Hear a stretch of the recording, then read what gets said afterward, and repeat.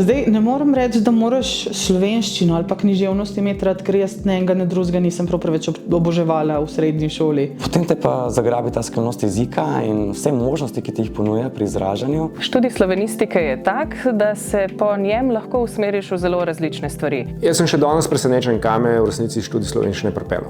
Študij slovenistike vsekakor odpira svetove. Ta energija, v bistvu, ki poteka v razredu, je tista, ki mogoče prepriča, da ostaneš v teh vodah. In da takrat, ko zapustijo tvojo učilnico, bojo še kdaj pogledali in odprli kako knjigo pa kaj prebrali. Ne vidim se nikjer drugje in lahko rečem, da je s tisto neuresničeno željo po medicini poslanstvo našlo mene.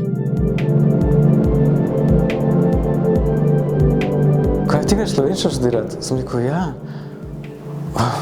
Pa tukaj po enem letu ti upad dolgčas, ali kaj? Jaz sem imel pomoščino, to je nekaj novega. Sem rekel, ne, slovenščina, mi sploh ne vemo, kaj ta jezik je, ne? Mislim, gremo v globino, to me zanima, ne? Razširi ta pogled.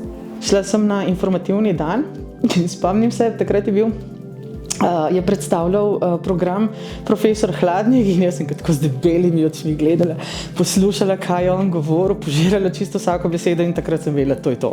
To je to. Jaz hočem biti tukaj za vsako ceno. Če se bo treba 5-krat upisati, pa 5-krat.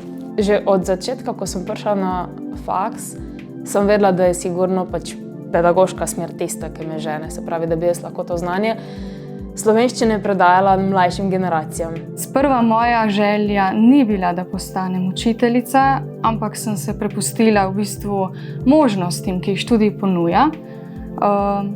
Vedela sem, da si želim ostati tako ali drugače v tej smeri, ampak vem, da sama slovenistika in podlaga, ki ti jo ta študij da, omogoča ogromno možnosti. Čeprav se še nikoli prej nisem ukvarjala z mislijo, da bi delala v medijih, delala kot novinarka, mi je delo hitro postalo všeč, hitro pa sem sprevidela tudi, kako pomembne so slovenistične izkušnje za delo novinarja. Lektoriranje vsekakor je več kot popravljanje po seznamu. Je pa res, da je to neka taka, bi jaz rekel, neskončna zgodba, ne? Ker vedno za vsakim se najde recimo še kaj. Preden sem se preselil v Luksemburg, me je absolutno skrbel, kaj bom jaz tam počel.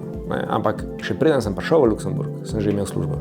Kar načeloma sem bil presenečen, glede na to, da sem imel izobrazbo slovenista, sem pričakoval, da v Luksemburgu absolutno je to neuporabno, da je to nezaposljiv kader, kar ni res, ker službe sem dobival tako kot v Sloveniji, oziroma lažje. V povezavi z mojo trenutno zaposlitvijo, kjer se v bistvu ukvarjam z slovenskim izseljenstvom v Avstraliji, moram povedati, da si nikoli nisem mislil, da mi bo ravno to, da sem študiral slovenščino, slovenistiko, tisto, kar mi odpira vrata. Zelo je zanimivo iti v tujino samo slovenščino. Jaz si v bistvu tudi prej nisem predstavljala, zakaj bi se človek sploh učil slovensko konec koncev. Razen seveda, če pride sem živeti, pa moji študenti to v večini ne.